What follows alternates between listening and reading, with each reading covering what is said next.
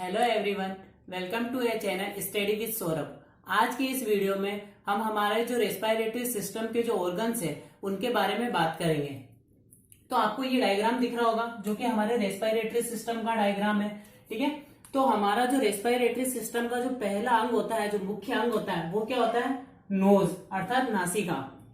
आप सभी को पता है कि हम जो सांस लेते हैं वो कहां से लेते हैं? हमारे नाक से लेते हैं। ठीक है, तो हमारा जो पहला अंग है वो कौन सा है? नासिका।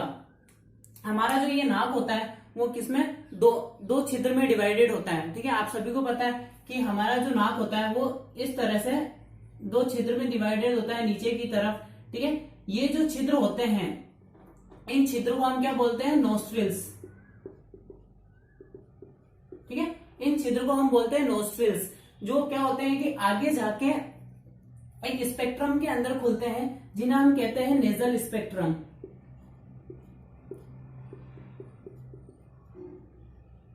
ठीक है, हमारी जो नाक है, इस नाक के आगे के दो छिद्र होते हैं। ठीक है, इन छिद्रों को हम बोलते हैं नोस्ट्रिल्स। ये जो छिद्र होते हैं ये आगे जाकर के एक पतली नलिका के अंदर खुलते हैं। ठीक है, जिसे हम क्या बोलते हैं? नेजल स्पेक्ट्रम बोलते हैं। ठीक है, इन छिद्र के अंदर जो आगे हमारे छिद्र होते हैं, इन छोटे छोटे छिद्र के अंदर छोटे छोटे बाल पाए जाते हैं, महीन बाल जो होते हैं वो, और इसके अलावा जो कुछ झिल्लियां पाई जाती है। तो ये जो झिल्लियां और जो महीन महीन बाल होते हैं वो क्या करते हैं कि हम जो सांस ले रहे हैं, ठीक है, उस सांस में क्या होता है कि एयर के साथ साथ क्या होता है कि धूल, मिट्टी के कण वगैरह भी आते हैं।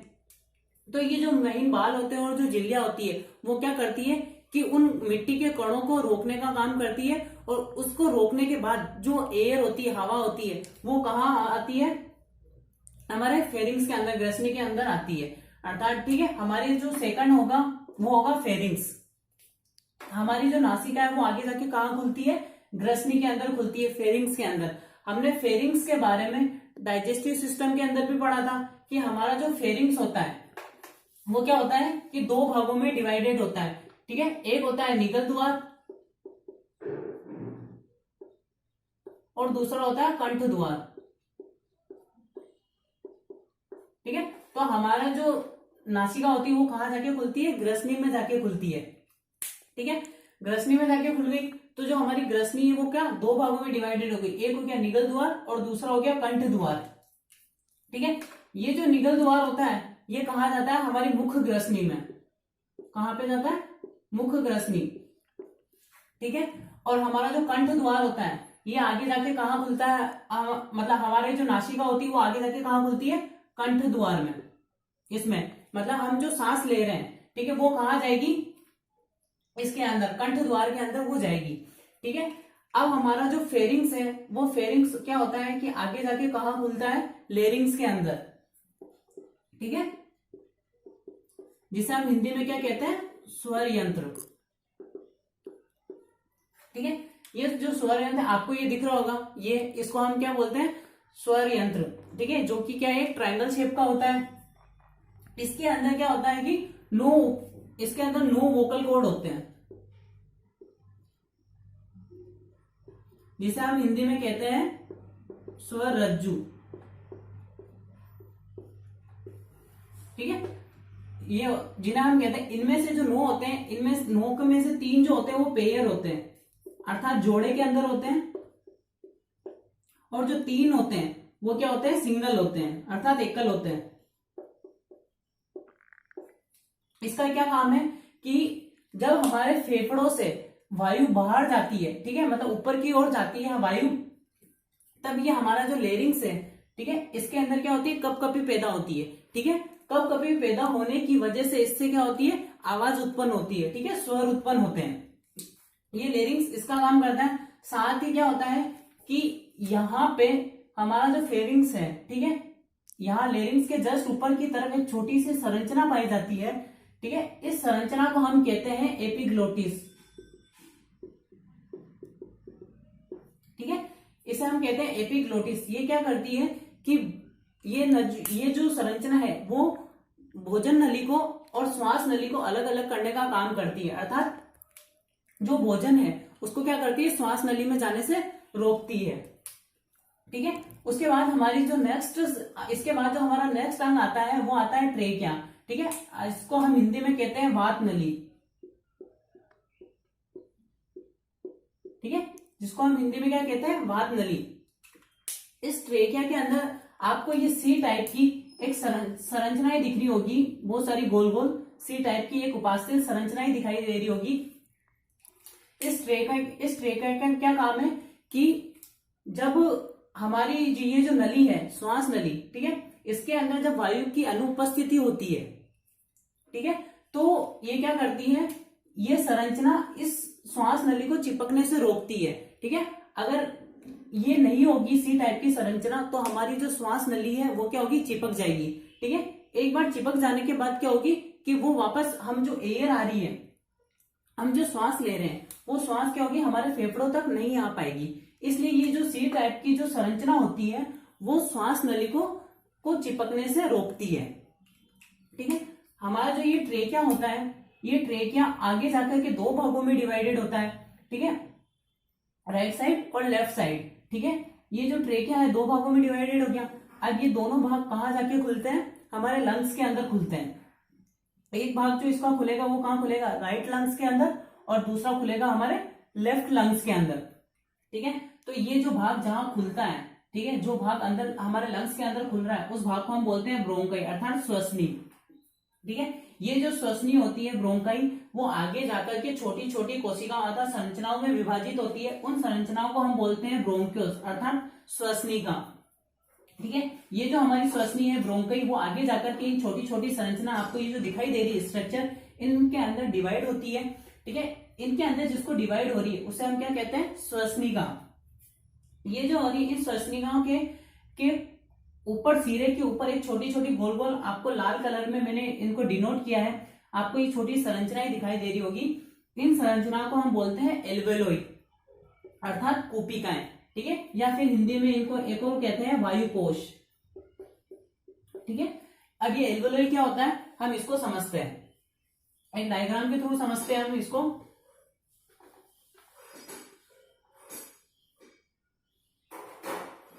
ठीक है, जब हम क्या करते हैं कि हम ऑक्सीजन ग्रहण करते हैं, ठीक है, मतलब जब हम नाक के थ्रू, नेजल के थ्रू जब हम ऑक्सीजन लेते हैं, ठीक है, और क्या करते हैं, CO2 बाहर की तरफ अर्थात कार्बन डाइऑक्साइड बाहर की तरफ निकालते हैं।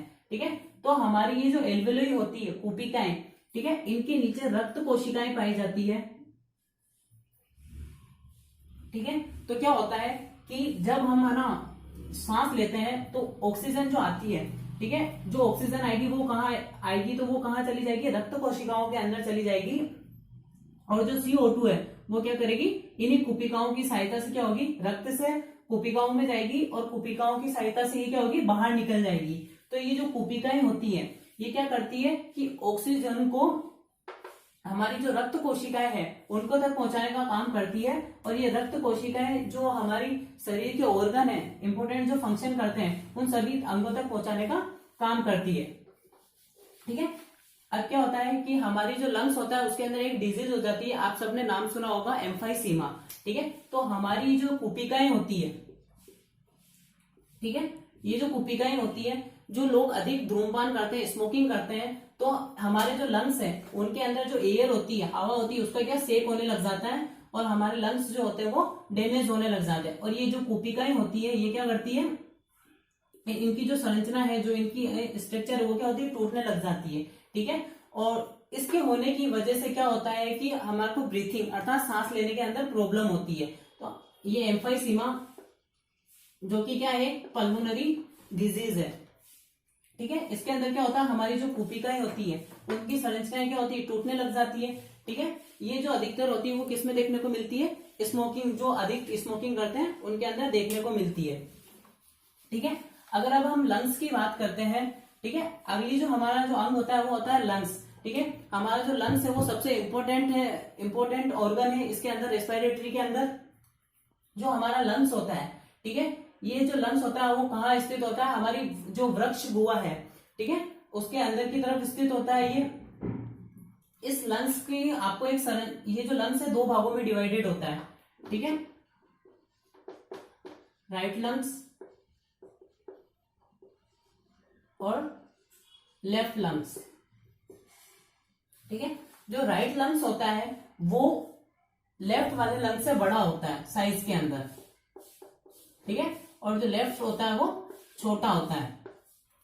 जो हमारा राइट लंग्स होता है वो कितने 3 लोब के अंदर डिवाइडेड होता है।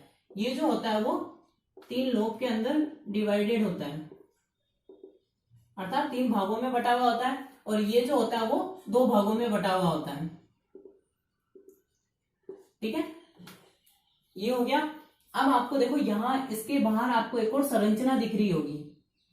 ठीक है, मैंने 2 लेयर से बनाई है। एक ये जो बाहर वाली लेयर दिख रही है, ठीक है, इस लेयर को हम बोलते हैं प्यूरल मेम्ब्रेन।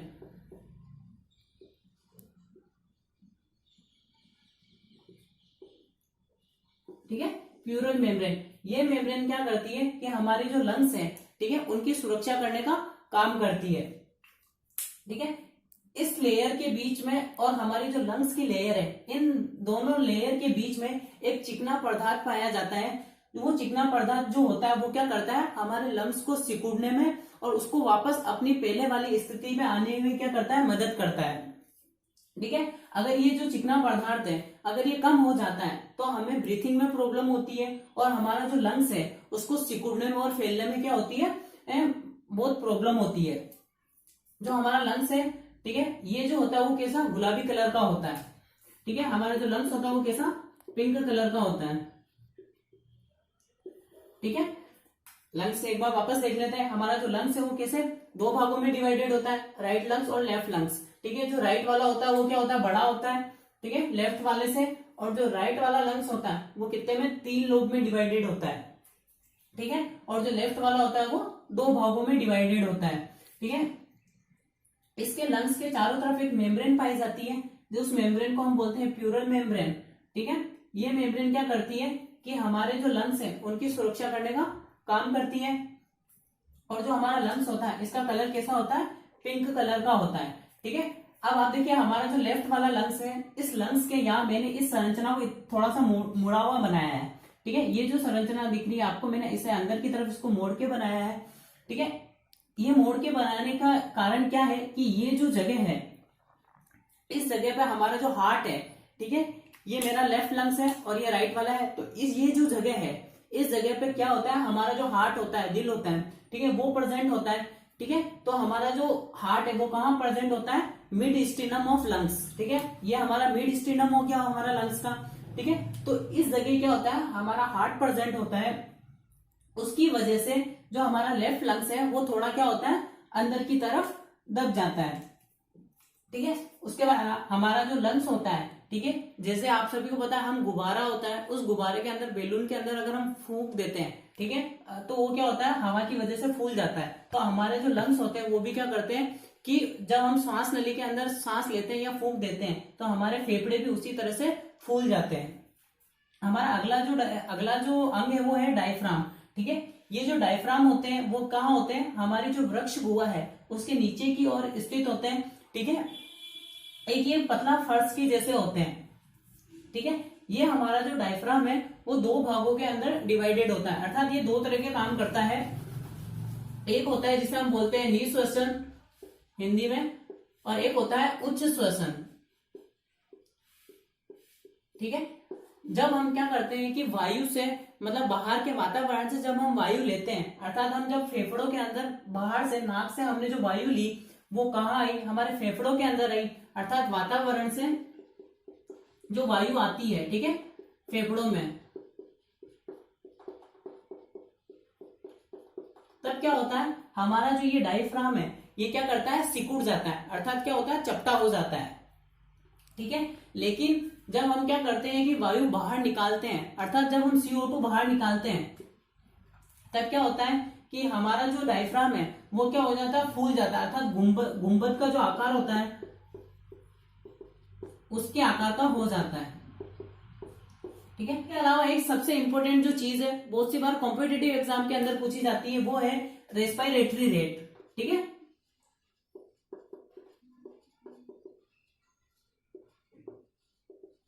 ठीक है, रेस्पिरेटरी रेट अर्थात इसका हम हिंदी में कहते हैं श्वसन दर। ठीक है, कि हमारी जो श्वसन दर कितनी होती है, जैसे हमारी हार्ट रेट होती है वैसे ही हमारी श्वसन दर भी होती है। ठीक है। जो हमारी श्वसन दर होती है वो न्यूबॉर्न बेबी के अंदर अर्थात जो जन्मजात बच्चा होता है, ठीक है, उसके अंदर कितनी होती है 30 से 40 पर मिनट। ठीक है, जो जन्मजात बच्चा होता है उसके अंदर हमारी जो श्वसन दर होती है वो कितनी होती है 30 से 40 पर मिनट। ठीक है, और जो एडल्ट पर्सन होते हैं उसके अंदर कितनी होती है 12 से 16 पर मिनट। ठीक है, ये जो होती है वो क्या होती है हमारी श्वसन दर होती है। तो गाइस आज के वीडियो में हमने देखा कि हमारा श्वसन दर किस तरह से काम करता है। ठीक है, और श्वसन के कौन कौन से अंग है इंपॉर्टेंट। ठीक है, आई होप आपको ये वीडियो समझ आया होगा। Thank you for watching this video.